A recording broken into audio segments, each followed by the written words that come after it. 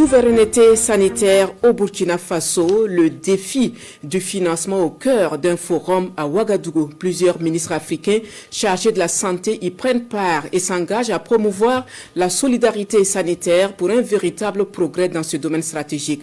La vision a été expliquée au chef de l'État, le capitaine Ibrahim Traoré, lors d'une audience ce jour 26 mars. Moussaki pour le compte-rendu. Depuis la capitale burkinabé, et à la faveur du premier forum national sur le financement de la santé, des ministres de la santé optent désormais pour la diplomatie et la solidarité sanitaire en Afrique.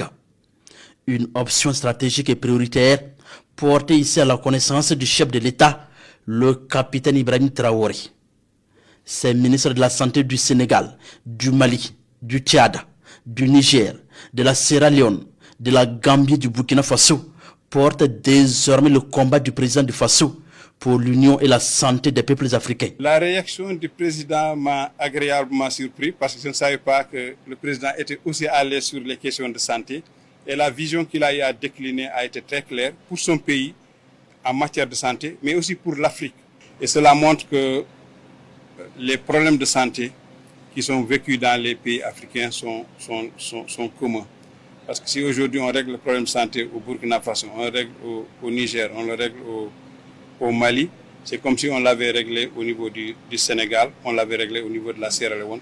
Parce que la maladie, elle est transfrontalière. Elle ne se gère pas à l'intérieur d'un seul pays, elle se gère à travers une coopération sanitaire dynamique, à travers une diplomatie dynamique. Et nous saluons le fait que le Burkina Faso est aussi en train de montrer la voie à suivre pour les États africains. À cette audience, les ministres africains de la santé expliquent au chef de l'État burkinabé l'importance de ce premier forum sur le financement de la santé du Burkina Faso. Mutualisation partagée des expertises sanitaires et accroissement du budget alloué à la santé sont ici les maîtres mots. Au-delà de la mobilisation des ressources endogènes, le rendez-vous de Ouagadougou ouvre aussi la porte à des mécanismes innovants pour le renforcement de la résilience des systèmes sanitaires. Nous saluons le fait que le Burkina Faso est aussi en train de montrer la voie à suivre pour les États africains.